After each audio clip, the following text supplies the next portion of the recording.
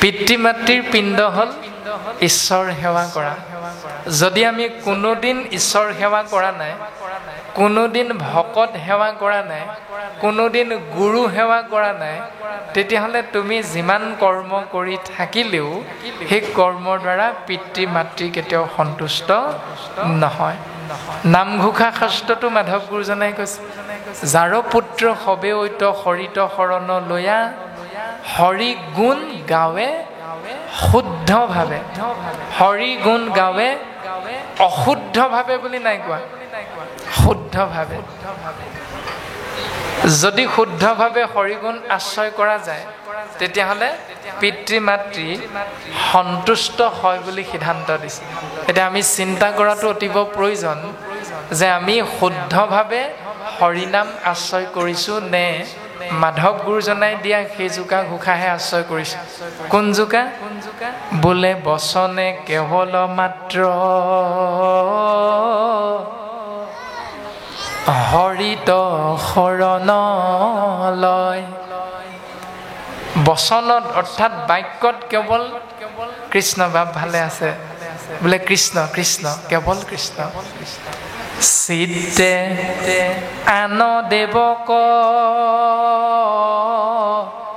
ভজয়,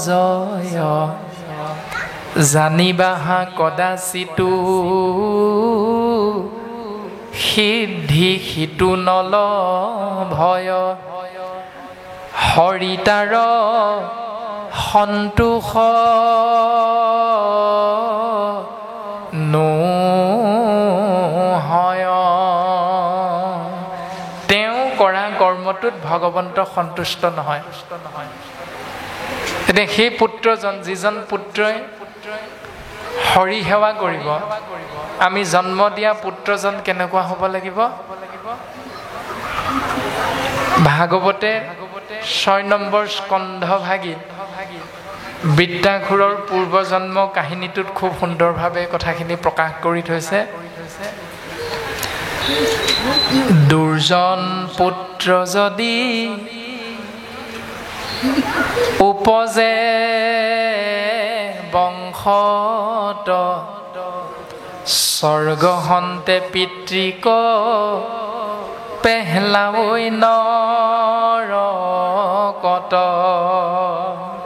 সাৱধান হ'বলৈ আমাক ভাগৱতে সিদ্ধান্ত দিলে যে দুৰ্জন বা অবৈষ্ণৱ এজন পুত্ৰ যদি আমি জন্ম দিওঁ, তেতিয়াহ'লে সেই অবৈষ্ণৱ পুত্ৰৰ অপকৰ্মৰ বাবে পিতৃ মাতৃ স্বৰ্গৰ পৰা নৰকলৈ খহি পৰিব লাগিব বুলি কৈছে।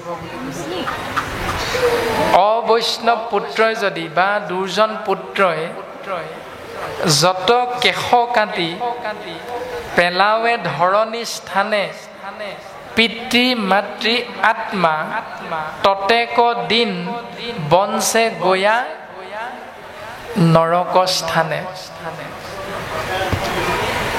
এজন দুৰ্জন পুত্ৰই যিমানে মুণ্ডন কৰে, অৰ্থাৎ কেশ কাটি ধৰণীত পেলাব, সেই কৰ্মৰ বাবে পিতৃ মাতৃ আত্মা নৰকত বাস কৰিব লগা হয় সিমান দিন। বিপৰীতে সিদ্ধান্ত দিলে বৈষ্ণৱ পুত্ৰই হৰি সেৱা কৰে, ভকতক বেৰি বেৰি ততেক দিন পিতৃ মাতৃ আত্মা বনছে গয়া বৈকুণ্ঠ পুৰী। এতিয়া কোনটো কৰিম চিন্তা প্ৰত্যেকৰে নিজৰ নিজৰ। শাস্ত্ৰে আমাক প্ৰত্যেককে উপদেশ দিছে যে মুণ্ডন কৰি বা তেনেকুৱা অপকৰ্ম শাস্ত্ৰই নকৰিবলৈ কোৱাৰ পাছতো কোন ভাগৱতে ভোজনী সৰাধে নেৱ যজমান যজি। কোন ভাগ ভাগৱতে ভোজনী মুণ্ডন সমূহীয়া বছৰিকা পাতি পাতি এই সংসাৰত পিতৃ মাতৃৰ অৰ্থে কৰ্ম কৰিবলৈ কৈছে।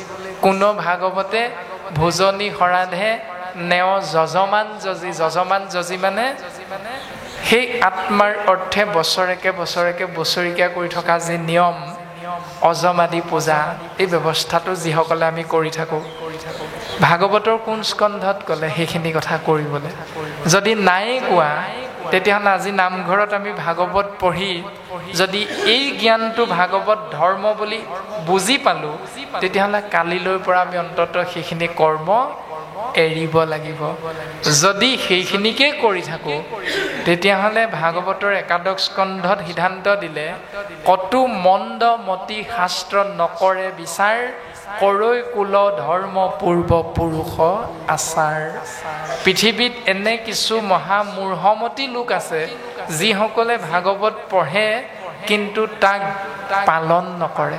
সেইকাৰণে ভাগৱতে তেওঁলোকক মহামূৰ্খ বুলি ককৰ্থনা কৰিছে।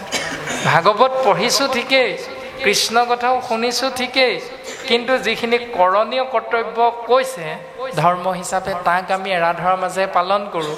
যিখিনি নকৰিবলৈ কৈছে সেইখিনি পৰম্পৰা বুলি পালন কৰোঁ।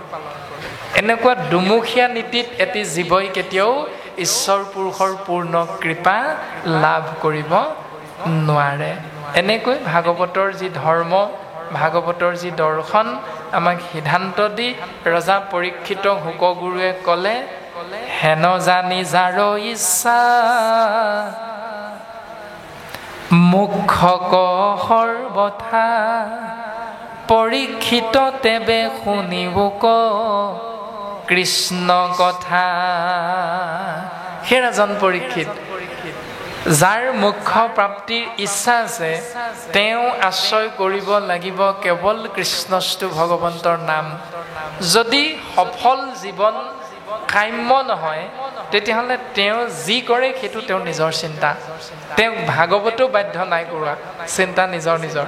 তাৰমানে কৃষ্ণ নাম আশ্ৰয় কৰা হ'ল জীৱনৰ সফলতা, কৃষ্ণ নাম আশ্ৰয় নকৰাটো হ'ল জীৱনৰ বিফলতা, অৰ্থাৎ বিফল জীৱন। এনেকৈ সিদ্ধান্ত দি ভাগৱত ধৰ্মৰ লক্ষণটো প্ৰকাশ কৰি দিলে। জল পুষ্প ফল মূল খাদ্য দ্ৰব্য যত, অন্ন আদি কৰি সবে অৰ্পিব কৃষ্ণত। জল পুষ্প ফল মূল খাদ্য দ্ৰব্য যত, অন্ন আদি কৰি হবে অৰ্পিব কৃষ্ণত। এতিয়া আমি অৰ্পণ কৰোঁ নে নকৰোঁ? কোনোবা এজনে যদি পানী এগিলাচ বিচাৰে, কি বুলি পানী গিলাচ দিওঁ বাৰু? খাই এগিলাচ পানী, স্বাভাৱিক চিন্তা। কিন্তু শাস্ত্ৰই কৈছে কৃষ্ণ বুলি কৈ পানী গিলাচ আগবঢ়াই দিবা। যদি তামোলৰ বঁটাটো দিয়া, তেতিয়াহ'লে বাপ কৃষ্ণ বুলি কৈ আগবঢ়াই দিবা। এইটো ভাগৱত ধৰ্মৰ লক্ষণটো। এজন বাপ বা এগৰাকী আয়ে ভাগৱত ধৰ্ম পালন কৰা দৰ্শনবিলাক সেয়া, যে সিদ্ধান্তমুঠি ভকতৰ অগ্ৰত বা স্বামীজনৰ অগ্ৰত বা সন্তানটোৰ অগ্ৰতো যদি আগবঢ়াই দিয়ে মাতৃয়ে, বোলে সোণটো লোৱাচোন কৃষ্ণ, এই শব্দটো অন্তত ব্যৱহাৰ কৰিবলৈ ভাগৱতে আমাক সিদ্ধান্ত দিছে।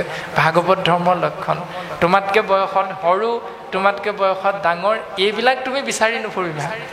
তুমি যিটো আগবঢ়াই দিবা, তুমি যিটো কাৰোবাৰ পৰা গ্ৰহণ কৰিবা, দিওঁতেও কৃষ্ণ, গ্ৰহণ কৰোঁতেও কৃষ্ণ।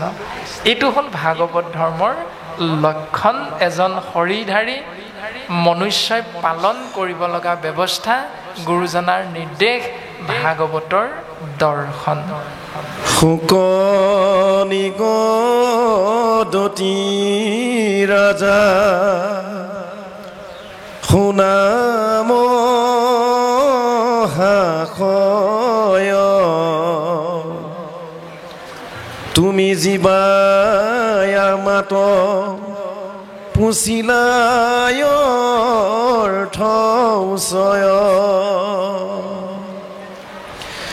আৰু পূৰ্ব কথাই কহিব তোমাত, ব্ৰহ্মানাৰদৰ যিটো সম্ৰাদ পখ্যাত, ৰাম একদিনা প্ৰজাপতি চিত্ত স্থিৰ কৰি শুদ্ধ থানে বসি যম নিয়ম কৌধৰি ৰাম প্ৰজাৰ কুশল চিন্তি কৰি জয় গছয় কৃষ্ণৰ চৰণ চিন্তি আশা কি পাময় ৰাম পাছে কৃষ্ণ দেৱৰ সেৱক মনোৰম ব্ৰহ্মাৰো পুত্ৰ মাজে আতি নিৰূপম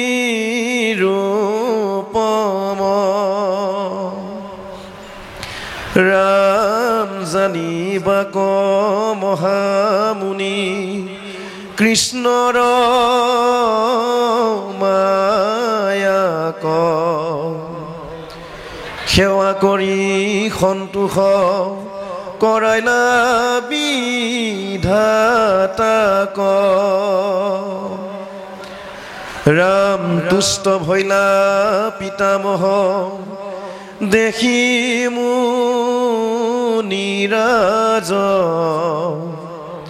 সেহি বেলা তান্ত পুচি লন্ত এহি কাজ ৰাম জগতক কৃপা কৰি পৰম মহন্ত কৰ জোৰে বিধাতাৰ আগে বিনাবন্ত কৃষ্ণ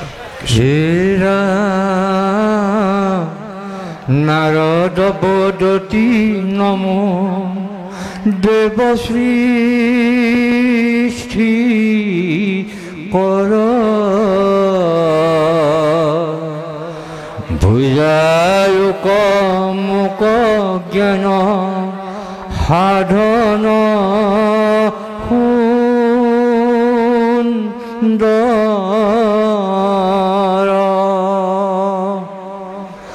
জগতক জগত প্ৰকাশে কোনে কাহাত আশ্ৰয় কোনে স্ৰজে প্ৰলয়ত কাতবা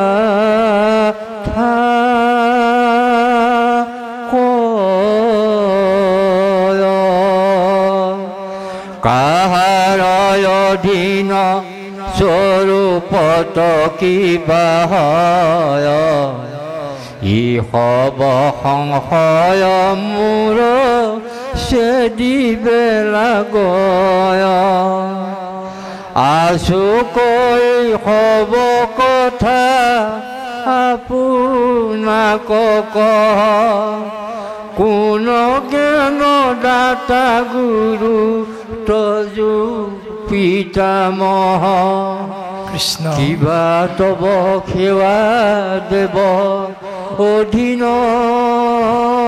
কাহাৰ স্বৰূপত কিবা তুমি কহা কৰি সাৰ মোৰ মনে তোমাক ঈশ্বৰ কৰি লয় তজু তপ দেখি তাতে সংশয়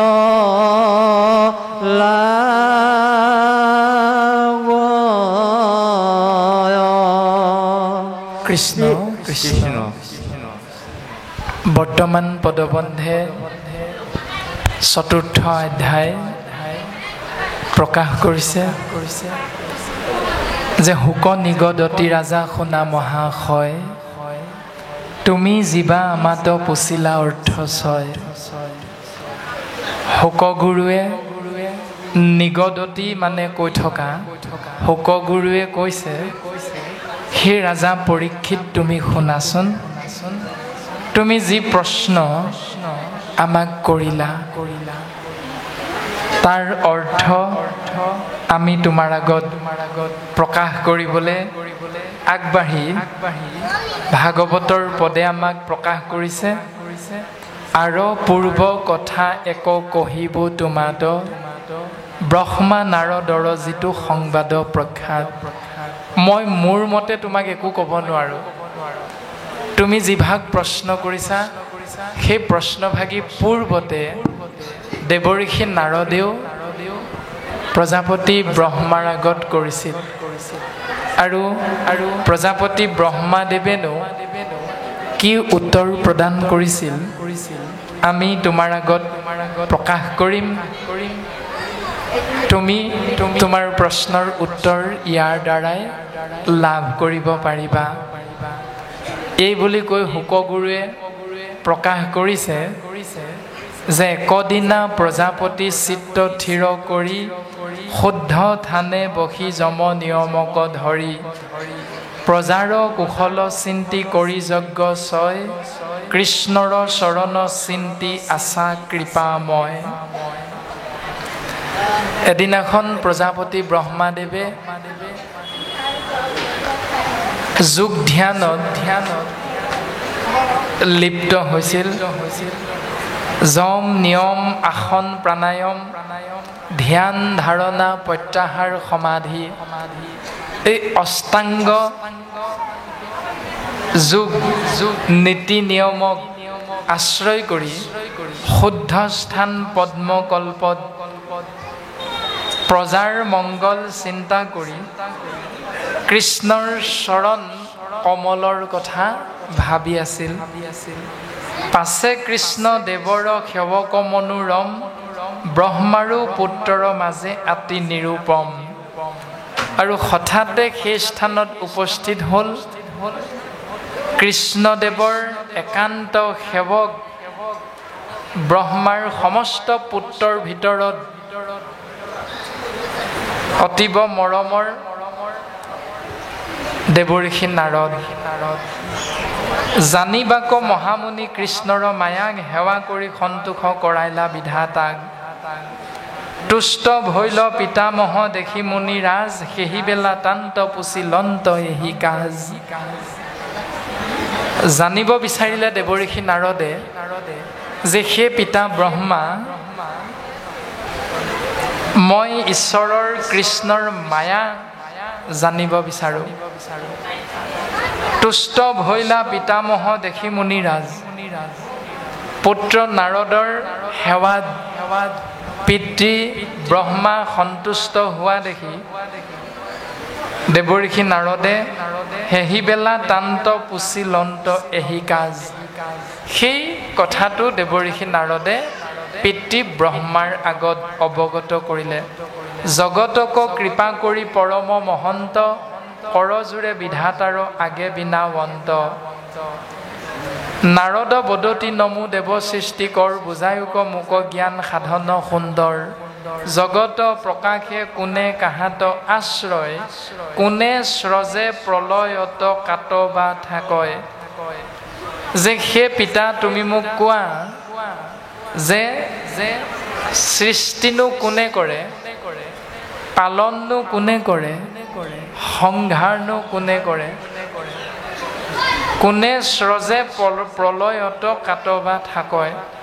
কাহাৰ অধীন স্বৰূপত কিবা হয়, ইষব সংশয় মূৰ চেদিবে লাগয়। প্ৰকৃততে সৃষ্টি হোৱা সমস্তখিনি কাৰনো অধীন, কেনেকৈনো এই সংসাৰত বৰ্তি থাকে। আচুক ইষব কথা আপোনাক কহ, কোন জ্ঞান দাতা গুৰু তজু পিতামহ। তুমি বাৰু আমাক জন্ম দিলা, কিন্তু তোমাকনো কোনে জন্ম দিলে? এনেধৰণে জ্ঞানদাতা গুৰু হে পিতা, তুমি আমাক এই জ্ঞান আগবঢ়াব লাগে, আমাক এই কথাখিনি তুমি জনাব লাগে। কিবা তব সেৱ দেৱ অধীন কাহাৰ, স্বৰূপতত কিবা তুমি কহা কৰি হাৰ। এই ৰামে মোৰ মনে তোমাক ঈশ্বৰ কৰি লয়,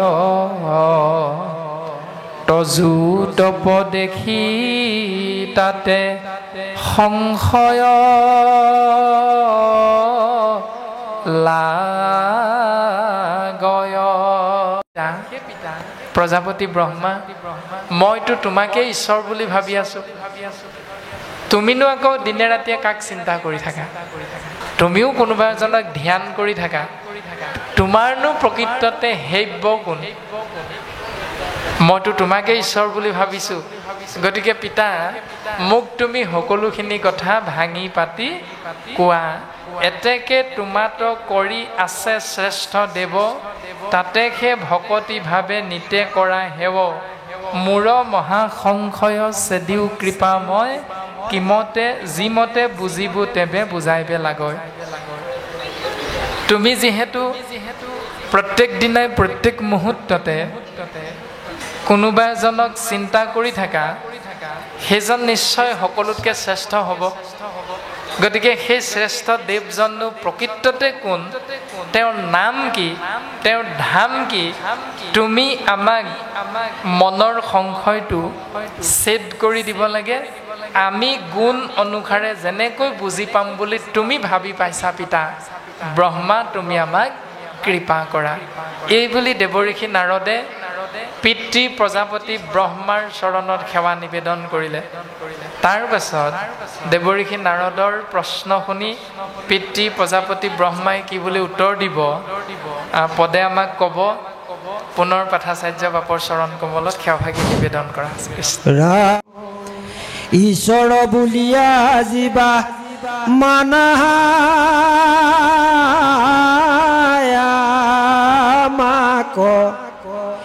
ইউ সাংগে মিছা নুহি কয়ত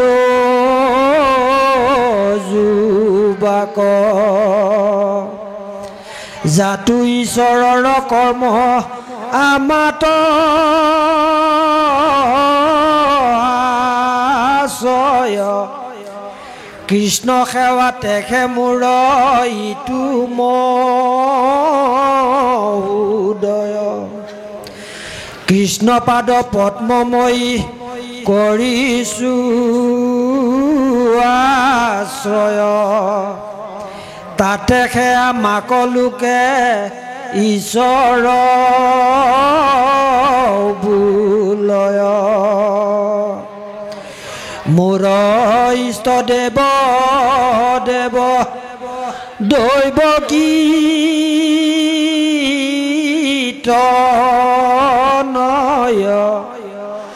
শ্ৰীকৃষ্ণ বিনে আন সেৱ নাই কয়। যাৰ প্ৰকাশিত ইটো সমস্তে জগত, নিমিত্ত মাত্ৰহে মই কৰোঁ বেকত। দেৱঋষি নাৰদৰ প্ৰশ্ন শুনি পিতৃ ব্ৰহ্মাদেৱে উত্তৰ দিছে, নাৰদৰ বাণী শুনি বিধি নিগদতি, ধন্য ধন্য দয়ালু নাৰদ মহামতি। সেই দেৱঋষি নাৰদ, তুমি ধন্য, তুমি ধন্য। তুমি এক সুন্দৰ প্ৰশ্ন জগতৰ মংগলৰ অৰ্থে প্ৰকাশ কৰিলা। তুমি মহান সাধু, মোক পুনু তুমি আজি কৃপাহে কৰিলা, জাতু গোবিন্দৰ গুণ কহিবে বুলিলা। তুমি আজি মোকো পৰম কৃপাৰ পাত্ৰ কৰি দিলা, কিয়নো মোক তুমি কৃষ্ণ কথা ক'বলৈ যোগ্য পাত্ৰ বুলি বিবেচনা কৰি। শুনা দেৱঋষি নাৰদ, মহাধৰ্ম কৃষ্ণ কথা শ্ৰৱণ কীৰ্তন, এতেকে বৰ্ণাও শুনা শুয়া এক মন। এই সংসাৰত মহাধৰ্ম হ'ল কেৱল কৃষ্ণ নাম। আৰু তোমাক আমি সেই সমস্তখিনি কথা বৰ্ণনা কৰিম। তুমি সাৱধানে এক মন হৈ তুমি আশ্ৰয় কৰা। তুমি যে প্ৰথম কৈছিলা দেৱঋষি নাৰদ, ঈশ্বৰ বুলিয়া জীৱা মানাহা আমাক ইউ সাংগে মিছানুহি কয়ত জু বাক। বাক মানে বাক্য। তুমি যে অকণমান আগতে মোকে ঈশ্বৰ বুলি ভাবিছিলা, ইও একেবাৰে মিছা কথা নহয়, ইও সত্য বা সঁচাই। কেনেকৈ সঁচা, কিয় সঁচা?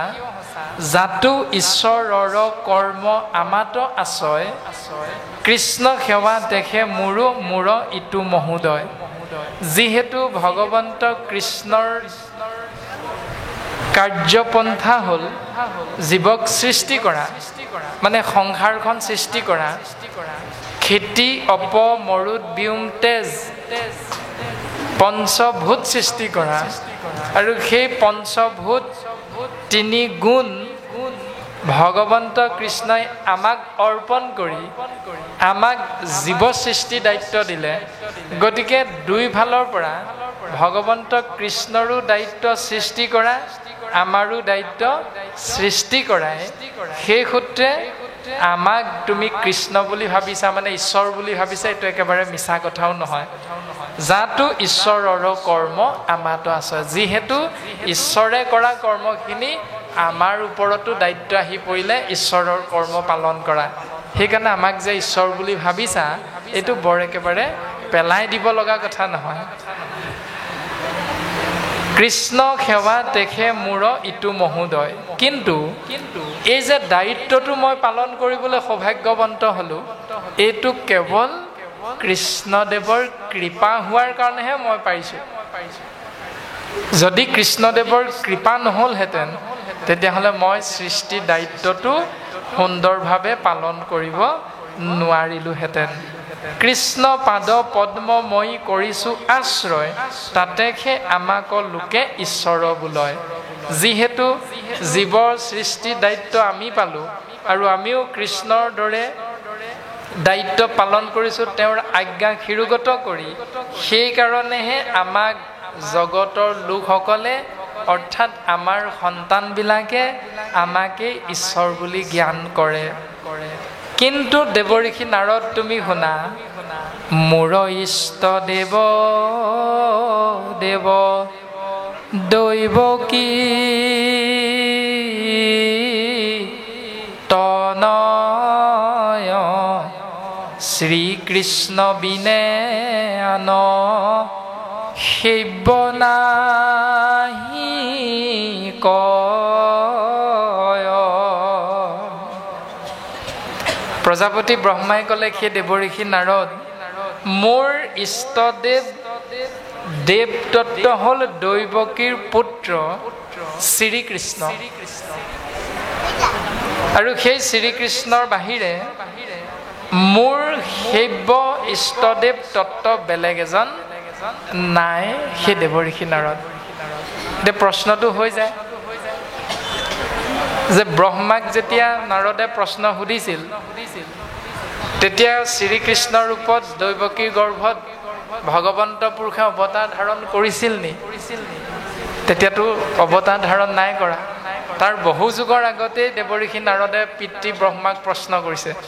তাৰ বহু বছৰ পাছতহে দ্বাপৰ যুগত দৈৱকী নন্দন হিচাপে শ্ৰীকৃষ্ণ ৰূপে ভগৱন্তই অৱতাৰ ধাৰণ কৰিছে।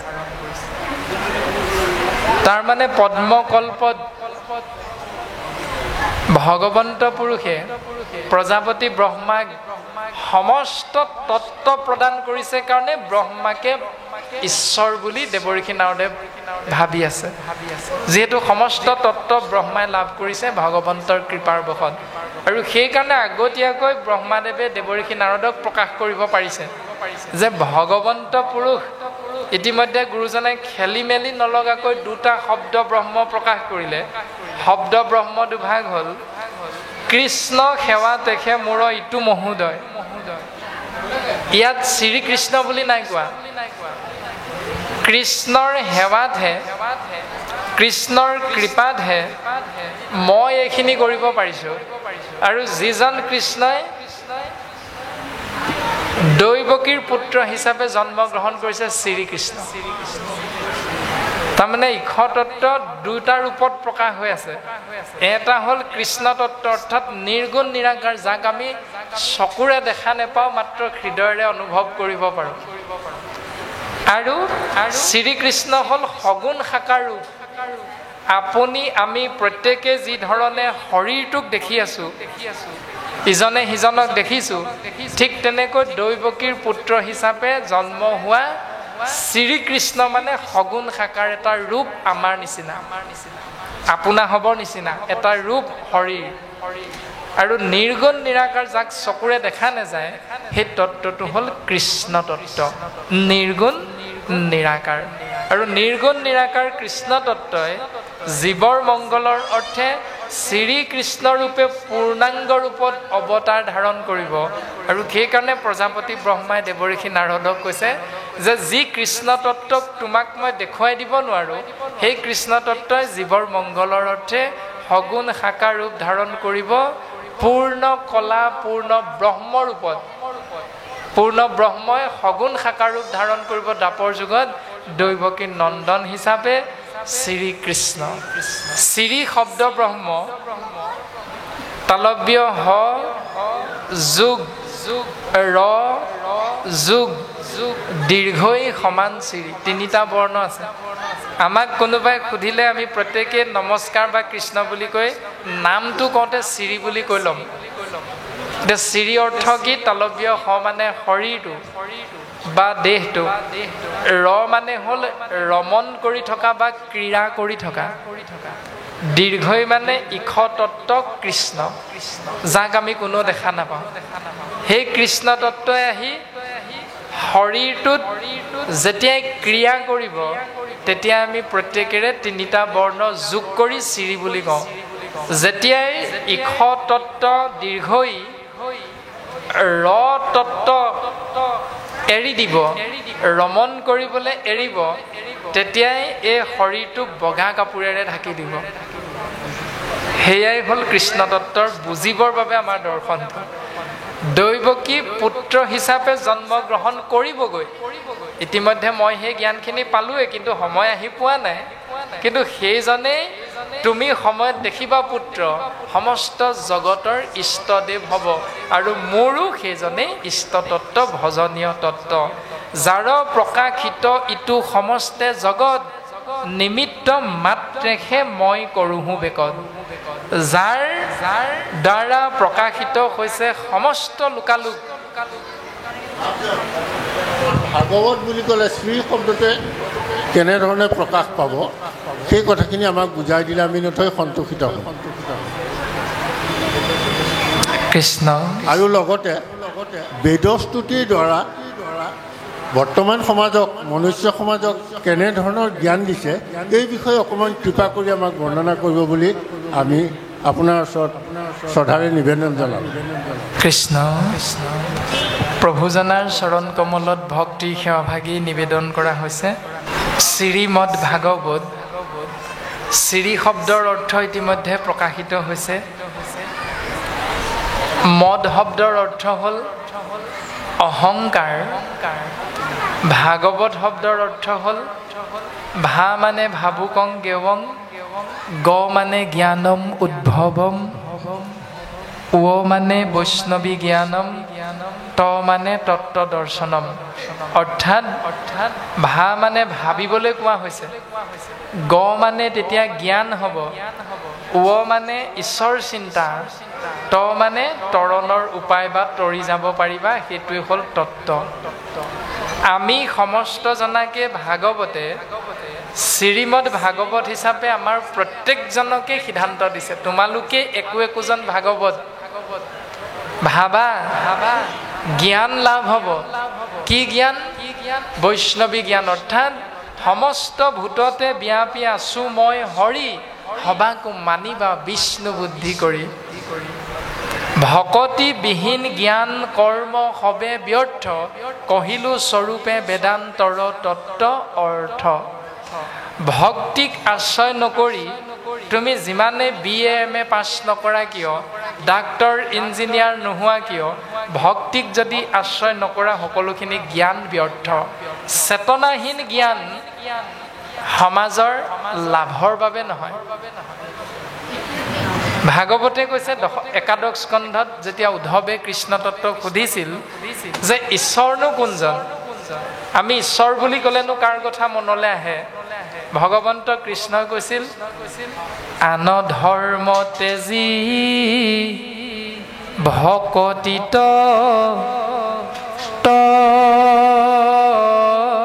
তপৰ, জানিবা উদ্ধৱ সখী সেহি সে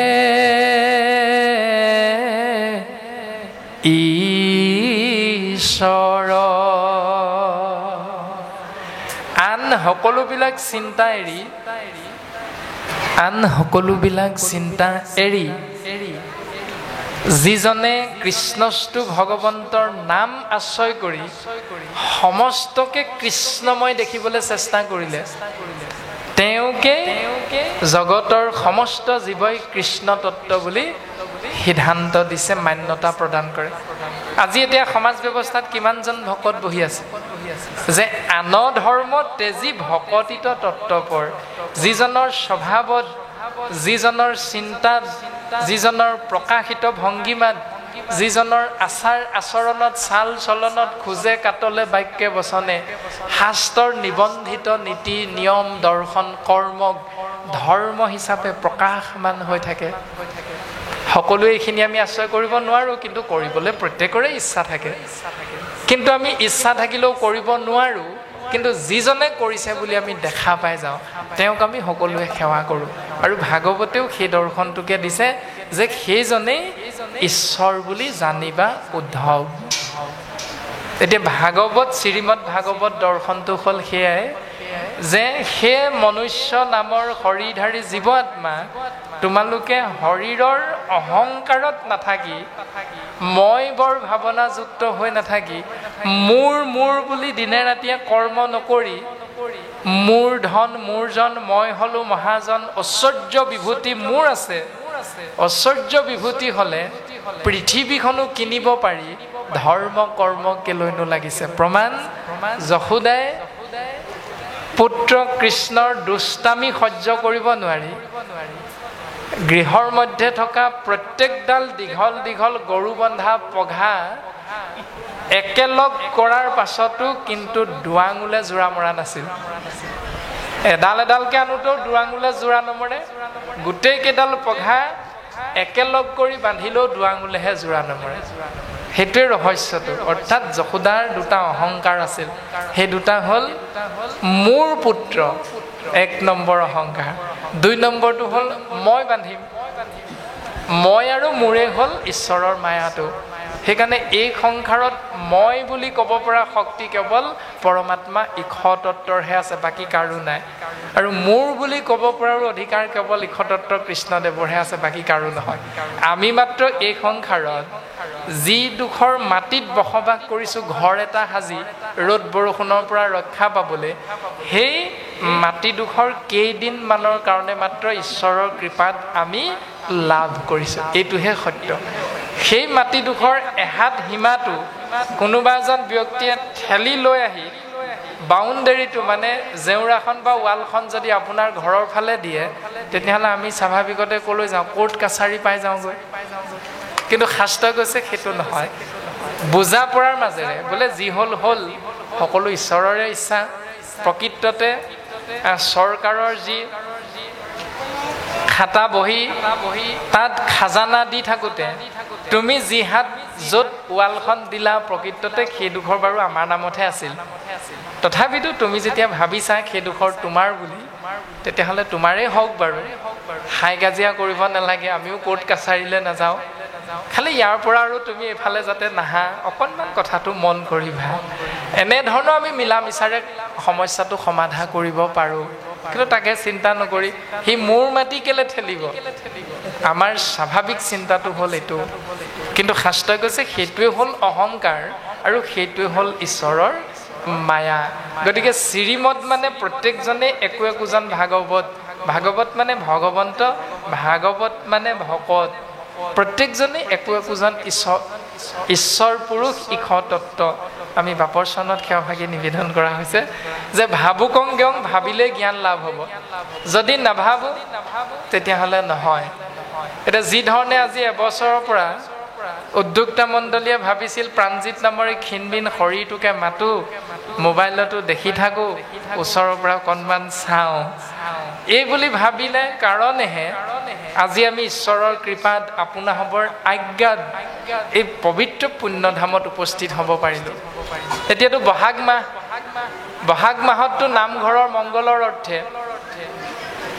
গৃহে গৃহে বিহু এযোৰো গাব পাৰিলেহেঁতেন, আপোনালোকেতো বিহু যোৱা নাই গোৱা, কেৱল কৃষ্ণ নাম আশ্ৰয় কৰিবলৈ নামঘৰত একত্ৰাপিত হ'ল। তাৰমানে ভাবি উত্তম চিন্তাটো কৰিলে, ভাবিলে যে কি কৰিম, বিহু এযোৰাকে মাৰোঁ নেকি, লটাৰী খেল এখনকে খেলোঁ নেকি, থিয়েটাৰ এখনকে আনো নেকি নামঘৰৰ কিবা উন্নতিৰ অৰ্থে, এটাও নকৰিলে। শ্ৰেষ্ঠতম চিন্তাটো আহিল ভকত সেৱা, ভাগৱত কৃষ্ণ নাম শ্ৰৱণ কীৰ্তন আশ্ৰয় কৰি মহাভক্তি। সেইটো ভবাৰ কাৰণেহে সম্ভৱ হ'ল। ভাবুকং গেৱং গ জ্ঞানম উদ্ভৱম, জ্ঞান লাভ হ'ল সেইটো। বৈষ্ণৱী জ্ঞানম, ভকত সেৱা ঈশ্বৰ চিন্তা, তত্ত্ব দৰ্শনম, তাৰমানে ইয়াৰ দ্বাৰাহে জীৱৰ মংগল হয়। এই সিদ্ধান্তটো আপোনাসৱে আশ্ৰয় কৰিলে মানে আপোনাসৱেই শ্ৰীমদ ভাগৱত। বাণী ৰূপত নাম বস্তু আৰু শৰীৰ ৰূপত জীৱতত্ত্ব। আৰু বাপে আমাক কৈছে যে দশম স্কন্ধৰ বেদস্তুতিৰ কথাখিনি অকণমান, কৃষ্ণ বেদৰ স্তুতি দশম স্কন্ধত আছে। প্ৰকৃততে বেদেনো স্তুতি কৰিব লগা হ'ল কিয়? এতিয়া সেই কিয়টোৰ উত্তৰ বিচাৰিবলৈ যাওঁতে বেদ মানেনো অৰ্থটো কি, তাক আমি জানিবলৈ চেষ্টা কৰিব লাগিব। আমাৰো জ্ঞান সীমিত, আমিও আপোনাসৱে অৰ্পণ কৰা মহান দায়িত্ব পালনৰ আমিও পাত্ৰ নহয়। তথাপিতো উগ্ৰশ্ৰৱা সুতে যেনেকৈ প্ৰকাশ কৰিছিল 28,000 ঋষিমুনিৰ আগত, আমি হেন অকুলীন আছিলো মনত, তোমাৰ সাৰে প্ৰশ্ন ভৈলো আজি সে পবিত্ৰ। তোমাৰাসৱৰ প্ৰশ্নত আমি আজি পবিত্ৰ হৈ গ'লোঁ, আমাৰ জীৱন ধন্য হৈ গ'ল। যেন পক্ষী উৰয় পখাৰ অনুৰূপে, যেনেকৈ এজনী চৰাই দেউকাৰ শক্তি অনুসাৰে যিমানলৈকে উৰিব পাৰে, ঠিক তেনেকৈ আমিও তোমাৰাসৱৰ অগ্ৰত কৃষ্ণ কথা প্ৰকাশ কৰিবলৈ চেষ্টা কৰা হ'ব। কিয়নো খাব শেষে কথা কোনে কহিবে স্বৰূপে। কৃষ্ণ কথা পুংখানুপুংখকে কৈ শেষ কৰিব পৰা শক্তি হাজাৰখন মুখেৰে অনন্ত নাগেও প্ৰকাশ কৰি শেষ কৰিব নোৱাৰিলে। ব্ৰহ্মায়ো 4খন মুখেৰে 3বাৰ পাতকে কৈও বেদ অধ্যয়ন কৰি সমস্ত তত্ত্ব প্ৰকাশ কৰিবলৈ শক্তি নহ'ল। তেনে ক্ষেত্ৰত প্ৰাণজিত নামৰ এই শৰীৰটোৰ মুখটো এখনহে। গতিকে বাপে প্ৰশ্ন সুধিছে, আমি যিমান পৰা যায় আপোনাসৱৰ আজ্ঞাতে থাকি প্ৰকাশ কৰিবলৈ আগবাঢ়িব বিচৰা হৈছে। বেদ শব্দৰ অৰ্থ প্ৰকৃততে বহু ধৰণৰ, তথাপিতো আমি 3টা বিশেষ চিন্তা আগবঢ়াই দিয়া হ'ব। বেদ শব্দৰ অৰ্থ হ'ল জ্ঞান, বেদ শব্দৰ অৰ্থ হ'ল পুথি, অৰ্থাৎ শব্দ ব্ৰহ্ম য'ত নিহিত হৈ থাকে। যেনেকৈ আজি আমি শব্দ ব্ৰহ্মৰ নিহিত হৈ থকা, বাক্য প্ৰকাশিত হৈ থকা এখন কিতাপ বুলি ভাবি ভাগৱতক আশ্ৰয় কৰিছোঁ, পুথি হিচাপে, শাস্ত্ৰ হিচাপে। ঠিক তেনেকৈ বেদ মানে এভাগ শাস্ত্ৰ। তিনি নম্বৰতে বেদ শব্দৰ অৰ্থ হ'ল জীৱতত্ত্ব। এতিয়া সেই তিনিওটা অৰ্থ আমি আশ্ৰয় কৰিলে বেদৰ স্তুতি মানে হ'ল জীৱবিলাকে পিতৃ পৰম আত্মা ঈশ্বৰতত্ত্বক স্তুতি কৰিছে, মানে প্ৰাৰ্থনা কৰিছে। যেনেকৈ আজি আমি সমস্ত জনাই ভগৱন্ত কৃষ্ণৰ চৰণ চিন্তা কৰিবলৈ আগবাঢ়িলোঁ, ঠিক তেনেকৈ চেদজ, অন্দজ, উদ্ভিদজ, জৰায়ুজ বা উৰণ, বুৰণ, গজন, ভ্ৰমণ চাৰিটা ভাগত বিভক্ত হৈ থকা বেদ স্বৰূপ জীৱতত্ত্বই নিজৰ মংগলৰ অৰ্থে পিতৃস্বৰূপ পৰম আত্মাক সেৱা কৰাটোৱে হ'ল বেদস্তুতি। এই দৰ্শনটোহে প্ৰকাশিত হৈ আছে তাত। জ্ঞান মানে আমি যেতিয়া বেদৰ দৰ্শন হ'ল জ্ঞান দ্বিতীয়তে।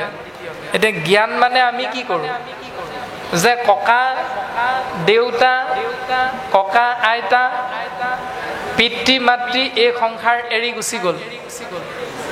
গুচি যোৱাৰ কাৰণে আমি কি কৰিলোঁ যে পূৰ্বৰ পৰা চলি অহা এটা নিয়মক কৰ্মক ধৰ্ম হিচাপে পৰম্পৰাগত কৰ্ম হিচাপে আমি পালন কৰি আছোঁ। তাত কি প্ৰকাশিত হৈছিল? চাৰি বেদৰ অৰ্থাৎ চাৰিও জাতি বা চাৰিটা ভাগত বিভক্ত হৈ থকা জীৱবিলাকে কি কৰিছিল? কেৱল মংগলৰ অৰ্থে ঈশ্বৰৰ চিন্তা কৰিছিল, যজ্ঞ কৰিছিল, পূজা কৰিছিল, দান দক্ষিণা দিছিল, কিন্তু কৃষ্ণ নাম আশ্ৰয় কৰিহে পূজা কৰিছিল। তাৰমানে যিকোনো প্ৰকাৰে পূৰ্ব পৰম্পৰাগতভাৱে চলি অহা কৰ্মটোত আগতে হওক বা পাছতে হওক কৃষ্ণ নামটো থাকিবই লাগিব, সেইটোহে নিয়ম। আৰু জ্ঞানে আমাক সেইটো প্ৰকাশ কৰিছে। বেদ মানে হ'ল জ্ঞান, অৰ্থাৎ পূৰ্ব পৰম্পৰাগত কৰ্ম ককা নাই, আইতাও নাই, দেউতা নাই, মাও নাই, কিন্তু তেওঁলোকে কৰি যোৱা কৰ্মটোৰ আমি দেখিছিলোঁ যজ্ঞ কৰিছিল, দান দক্ষিণা দিছিল, শ্ৰাদ্ধ পিণ্ড কৰিছিল, কিন্তু নাম আশ্ৰয় কৰিহে সেইকেইটা কৰ্ম কৰিছিল। সেইকাৰণে জ্ঞানে আমাক সেই দৰ্শনটো দিছে। বেদ মানে হ'ল জ্ঞান, জ্ঞানৰ দ্বাৰা আমি সেই তত্ত্বটো লাভ কৰিব পাৰোঁ।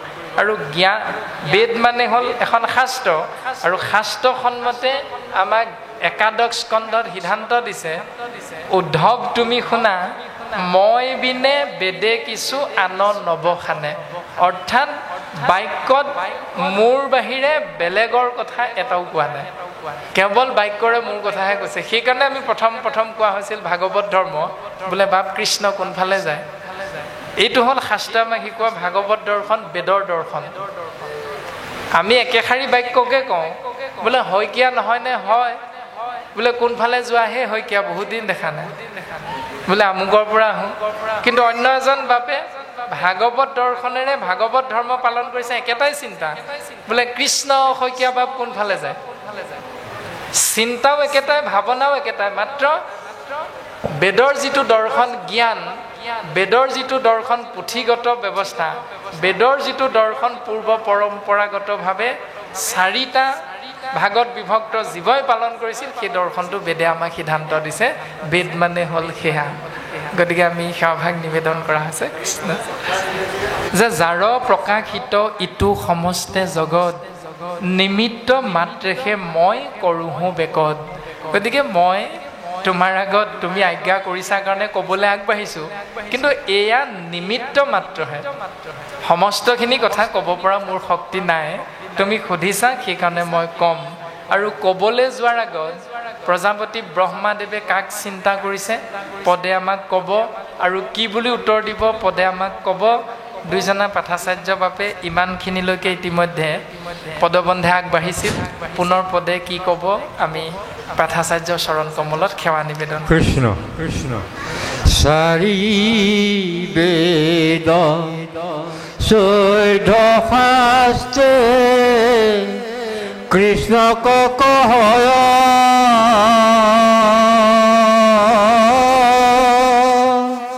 ব্ৰহ্মা, তুমি আমাক এইখিনি কথা কোৱা।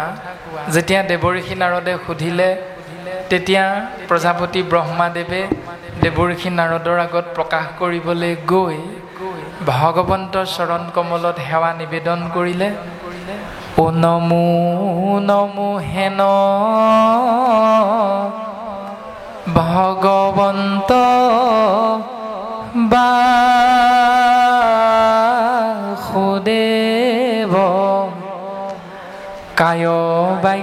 মনে টান পাৱে কৰো সেৱ যাহাৰ আগত মায়া ৰৈবে ন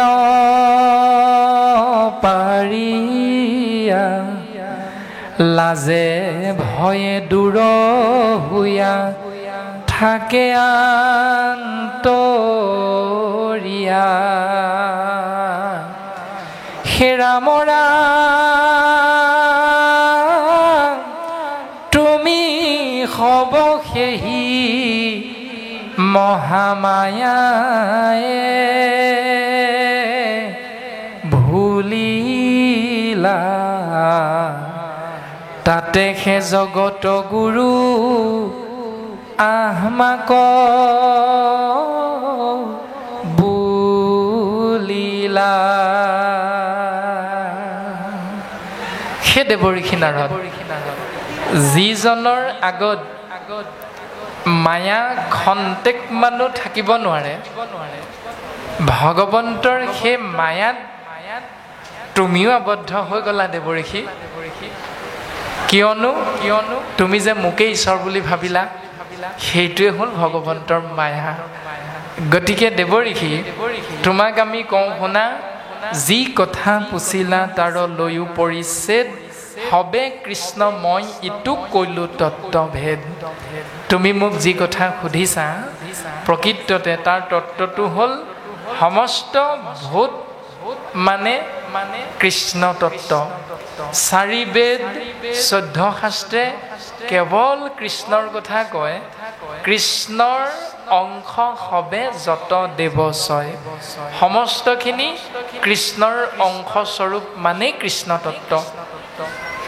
আৰু কৃষ্ণক পাইবাক লাগি কৰৈ যত জাগ তপ জপ কৰিয়া কৃষ্ণক পাৱৈ লাগ জ্ঞান পথে কৃষ্ণ কেশে হেৱৈ জ্ঞানীগণ কৈলো মূৰ সেব্য সেই নন্দেৰ নন্দন যিমানবিলাক জীৱ যাগ যজ্ঞ পূজা পাতল দান দক্ষিণা শ্ৰাদ্ধ পিণ্ড হোম ব্ৰত তীৰ্থ স্নান আদি কৃষ্ণৰ কৃপা লাভৰ বাবে সকলোৱে কৰে সেই চিন্তা সেই উপাস্য তত্ত্ব কৃষ্ণ সমস্তৰে উপাস্য তত্ত্ব আৰু আমাৰো তেৰাই হ'ল উপাস্য তত্ত্ব লীলা কৰি তেহে পূৰ্বে প্ৰকৃতি সৃজিলা মায়া গুণ দ্বাৰে ইটো ব্ৰহ্মাণ্ড নিৰ্মিলা আৰু সেইজন উপাস্য তত্ত্ব ভগৱন্তই প্ৰথম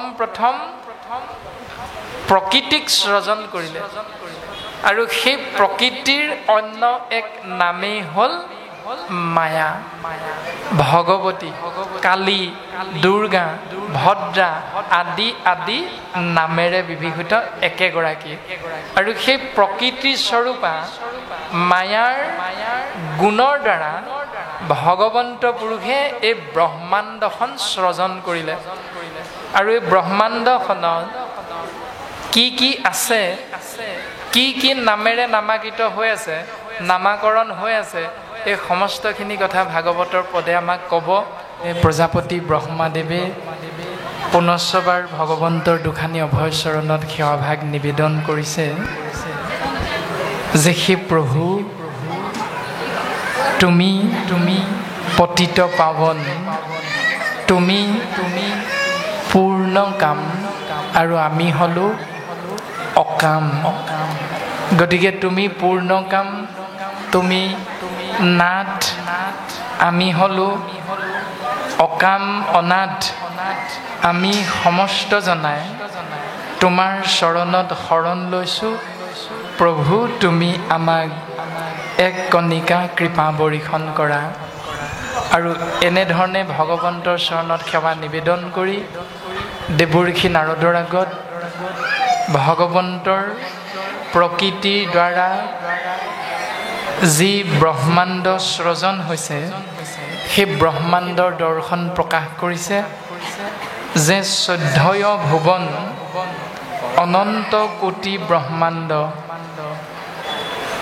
তল অতল সুতল বিতল তলাতল ৰসাতল আদি ধৰণে শব্দ পাতাল তাৰ পাছত ভূ ভুৱ স জন তপ মহী সত্য এনেকৈ সপ্ত স্বৰ্গ সহিতে 14 ভুৱন ভগৱন্তই প্ৰকৃতিৰ দ্বাৰা সৃজন কৰিছে আৰু এই 14 ভুৱনৰ বাহিৰত এক স্থান আছে যাৰ নাম হ'ল বৈকুণ্ঠ যি স্থান প্ৰজাপতি ব্ৰহ্মাদেৱে দেৱৰ্ষি নাৰদৰ আগত প্ৰকাশ কৰিছে কোনো কালে কোনো ক্ষণতে বিনাশ নহয় সেয়া হ'ল বৈকুণ্ঠ কিন্তু বৈকুণ্ঠৰ বাহিৰে যি 14 ভুৱনযুক্ত অনন্ত কোটি ব্ৰহ্মাণ্ড আছে সমস্ত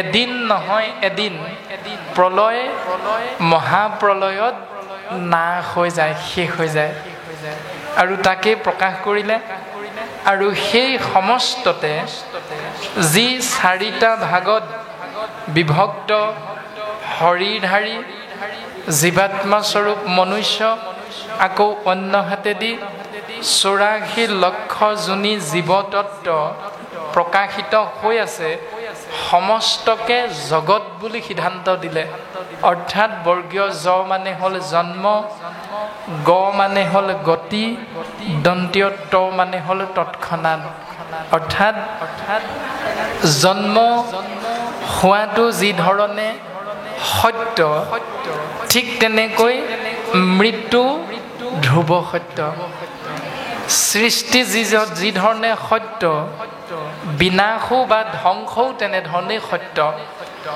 জন্ম যেতিয়া আছে মৃত্যু নিশ্চিত সৃষ্টি যেতিয়া আছে ধ্বংসও নিশ্চিত আৰু এই সৃষ্টি ধ্বংস জন্ম মৃত্যু এই পাক চক্ৰৰ মাজত সোমাই থকা আমি সমস্ত জনাৰে পিতৃ হ'ল এৰা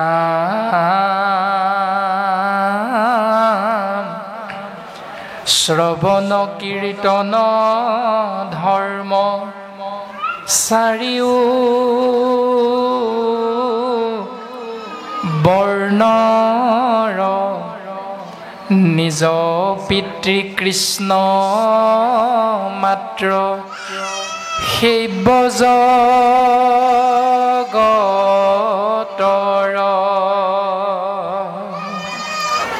শ্ৰৱণ কীৰ্তন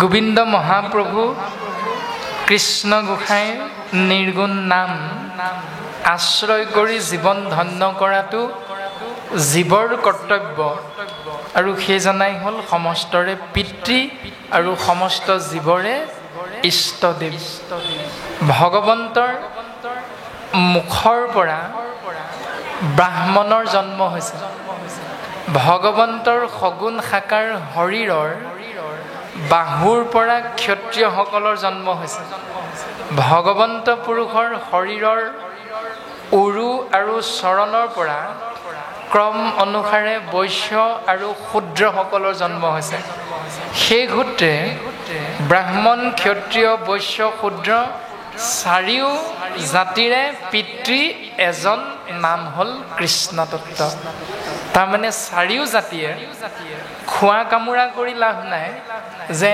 আমি কৃষ্ণৰ সন্তান আমি তোমালোকতকৈ শ্ৰেষ্ঠ এনেকুৱা ভাৱনাযুক্ত হৈ খোৱা কামোৰা কৰি দন হাই কাজিয়া কণ্ডল কৰি কাৰো লাভ নাই নিজে নিজে ধ্বংসৰ গৰাহত আৰু তাকেই প্ৰকাশ কৰিলে হেন কৃষ্ণ সেৱা এৰে যিটো মন্দমতি অৱশ্যেকে মৰি সিটো যাইবে অধোগতি যদি সেইজন সেব্য ইষ্ট ভজনীয় তত্ত্ব কৃষ্ণদেৱক এৰি ক্ষুদ্ৰ দেৱতাক সেৱা কৰে দুখন গাড়ী আছে বিশ্বকৰ্মা পূজা ভাগ পাতিব লাগে শক্তিৰ অধিষ্ঠাত্ৰী দেৱী দুৰ্গা সেইকাৰণে দুৰ্গাক পূজা কৰিব লাগে কৃষ্ণ তত্ত্বক এৰিব লাগে এনেকৈ যদি ক্ষুদ্ৰ দেৱতাক পূজা কৰে তেতিয়াহ'লে অৱশ্যেকে মৰি সিটো যাইবে অধোগতি তেওঁ সদায় অধোগতিয়ে হ'ব অৰ্থাৎ নৰকগামী তেওঁ কেতিয়াও ঊৰ্ধ্বগতি নহয়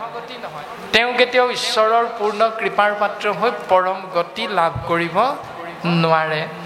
মায়াৰ সৃজনা ইটো ব্ৰহ্মাণ্ড যতেক সমস্তে বিনাশী মই কহিলো প্ৰত্যেক। সেই দেৱঋষি নাৰদ এই তল অতল সুতল বিতল পাতাল এই যে কোৱা হ'ল ভূ ভুৱ স জন মহি তপ সত্য এই সমস্তখিনি ভগৱন্তৰ মায়াৰ দ্বাৰা সৃজন হৈছে। আৰু এই মায়াৰ দ্বাৰা সৃজন হোৱা সমস্ত লোকালোক চৈধ্যয় ভুৱন এদিন অগা পিছাকৈ কিন্তু সকলো ধ্বংস হৈ যাব। ব্ৰহ্মাণ্ডৰ বাজ যিটো কৃষ্ণৰ নগৰ কদাচিতো নুহি নাশ জানা মুনিবৰ। ব্ৰহ্মাণ্ডৰ বাহিৰে এক স্থান যাৰ নাম হ'ল বৈকুণ্ঠ, য'ত স্বয়ং কৃষ্ণ তত্ত্ব প্ৰকাশিত হৈ থাকে। সেই স্থান কিন্তু কোনো কালেই বিনাশ নহয়। এৰা জ্ঞান যুগ কৰ্ম যুগ তপস্যা আচৰে কদাচিতো বৈকুণ্ঠক নাযায় সিটো নৰে। ইতিমধ্যে প্ৰকাশ কৰিলে জ্ঞান মাৰ্গ আৰু কৰ্ম মাৰ্গৰ মাধ্যমেৰে আমি যিমান বাপ পায়ে ঈশ্বৰ চিন্তা কৰিম তাৰ দ্বাৰা সেই জীৱাত্মা বৈকুণ্ঠলৈ যাব নোৱাৰে।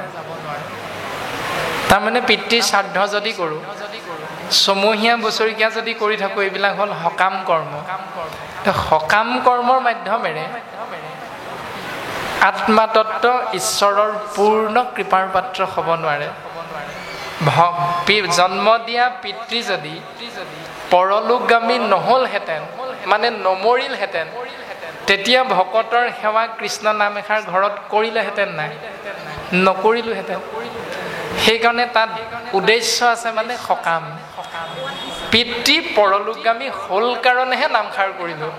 কিন্তু শাস্ত্ৰই কৈছে তোমাৰ পিতৃ আছে, মাতৃ আছে, পুত্ৰ আছে, কন্যা আছে, পত্নী আছে, সকলোৰে মংগলৰ বাবে তুমি সকলো একেলগে থাকোঁতেই কৃষ্ণ নাম প্ৰত্যেক দিনাই আশ্ৰয় কৰা। যদি তুমি সৌভাগ্যৱন্ত হৈছা, তাৰ কাৰণে তুমি হাজাৰ হাজাৰ টকা খৰচ কৰি হাজাৰজন ভকতক নিমন্ত্ৰণ কৰি আনি কৃষ্ণ নাম কৰিলেহে যে শুদ্ধ হ'ব এই বুলি নাই কোৱা। তুমি যেনেকৈ পাৰা বোলে 4জনহে পাৰিছোঁ, চাহ অকণৰ ব্যৱস্থা কৰিছোঁ, ভাগৱত গীতা কীৰ্তন দশম ঘোষা ৰত্নাৱলী তুমি পদবন্ধে পাঠ আৰু আলোচনা কৰা, তুমি মন সন্তুষ্টি কৰা, ভকত সেৱা কৰা। তোমাৰ যদি সেই মুহূৰ্ততে মৃত্যু হয় তুমি পৰম গতি লাভ কৰিবা।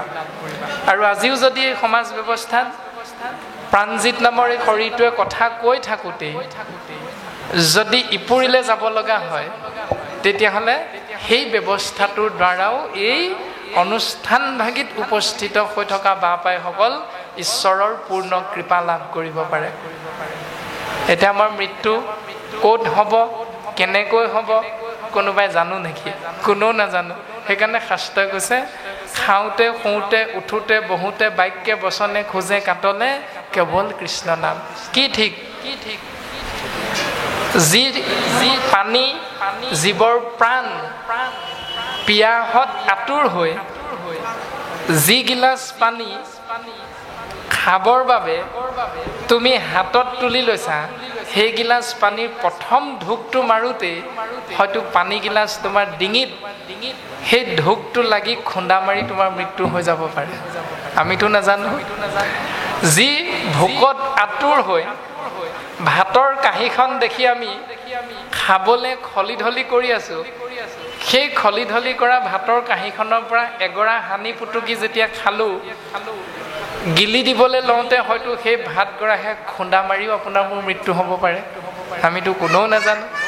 যিখন তামোল ভাত খাই উঠি মুহুদি কৰিছোঁ, সেই তামোলখনো হয়তো খাওঁতে চৰচৰণি খাই আপোনাৰ মোৰ মৃত্যু হৈ যাব পাৰে।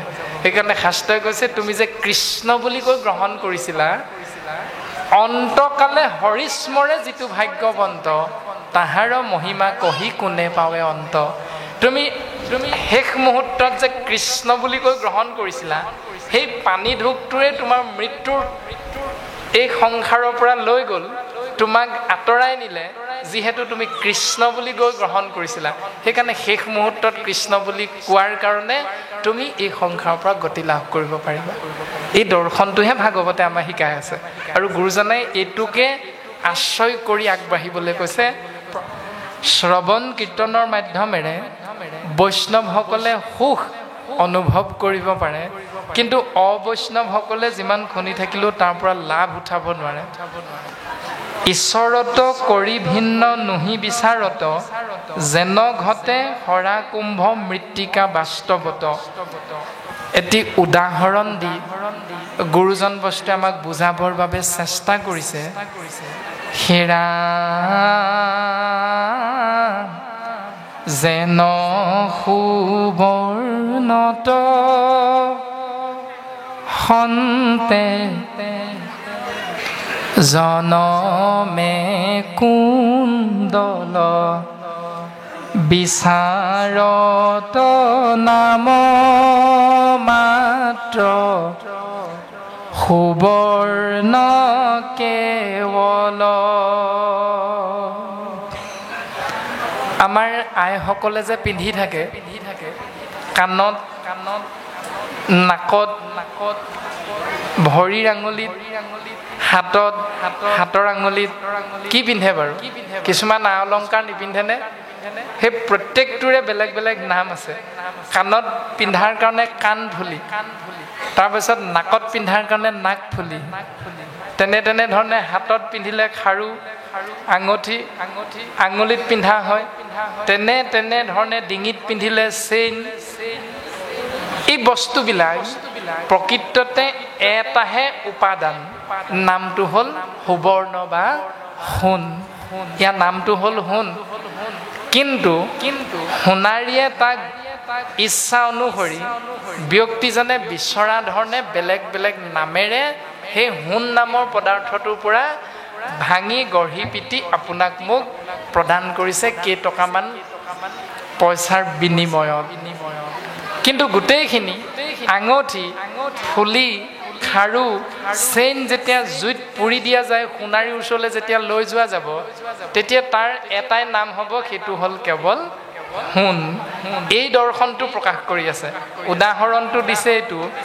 ঠিক তেনেকে এতেকে কৃষ্ণেহে মাত্ৰ নিয়ন্তা ঈশ্বৰ, কৃষ্ণত প্ৰকাশে চৰাচৰ নিৰন্তৰ। ভজনীয় দেৱ কৃষ্ণ বিনে নাহি আন, বেদ শিৰো ৰত্ন মন্ত্ৰে কহে বিদ্যমান। আমি যে দেখি আছো প্ৰাণজিৎ, আমি যে দেখি আছো ব্ৰাহ্মণ, আমি যে দেখি আছো ক্ষত্ৰিয়, আমি যে দেখিছো বৈশ্য, আমি যে দেখিছো শূদ্ৰ, আমি যে দেখিছো মাছ, আমি যে দেখিছো গৰু, ছাগলী, গছ গছনি, চৰাই চিৰিকটি, এই সমস্তখিনি শৰীৰটোৰ আকাৰ অনুসৰিহে আমি সেইবিলাক দেখি আছো। কিন্তু প্ৰকৃততে শৰীৰটো এৰি দিলে প্ৰত্যেকটো এক আত্মাতত্ব, ঈশতত্ব। এই দৰ্শনটো আমাক প্ৰকাশ কৰি আছে। এৰা এহি বুলি তুলি ব্ৰহ্মা বেদ মন্ত্ৰচয়, নাৰদত সমস্তে বুজাইলা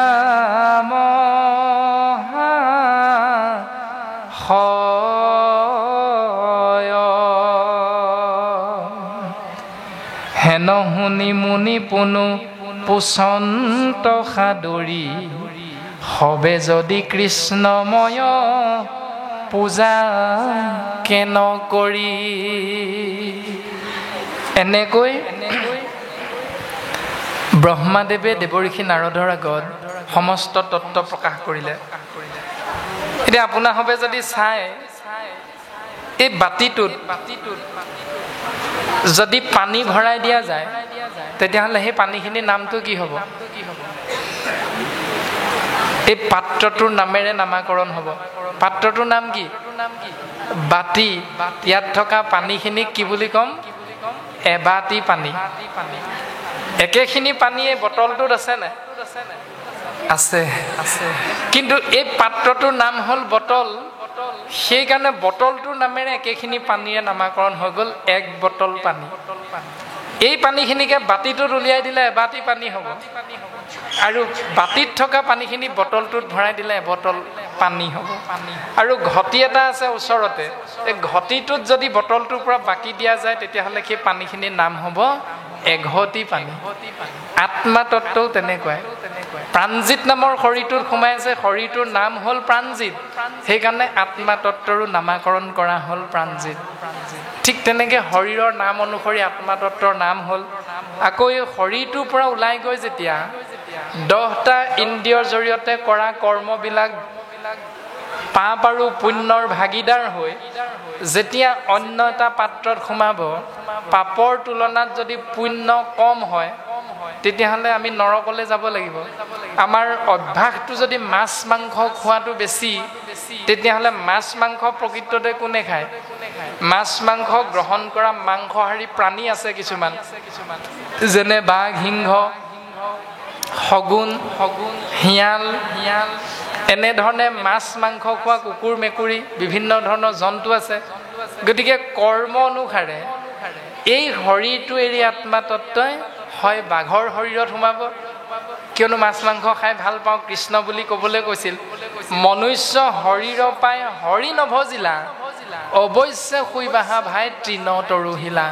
মনুষ্য শৰীৰটো মুখখন দিলে কৃষ্ণ বুলি ক'বলৈ, জিভাখন দিলে ৰাম বুলি ক'বলৈ, তাকে নকৰি যদি আমি ইন্দ্ৰিয়বিলাকৰ কৰ্মবিলাক বিপথে লৈ যাওঁ তেতিয়াহ'লে আমি সেই শৰীৰবিলাকত সোমাবগৈ লাগিব। আৰু তেতিয়া সেই শৰীৰটোৰ নামেৰে প্ৰাণজিত নামৰ শৰীৰটোত সোমাই থকা আত্মা তত্ত্বৰ নাম হ'ব বাঘ, নাম হ'ব ছাগলী, নাম হ'ব গৰু। আত্মা কিন্তু একেটাই। এনেকৈ কৰ্ম অনুসাৰে 84 লক্ষ বাৰ বিভিন্ন যোনিত ভ্ৰমণ কৰা যায়। গতিকে 6 নম্বৰ স্কন্ধত খুব সুন্দৰভাৱে এই দৰ্শনটো দিছে।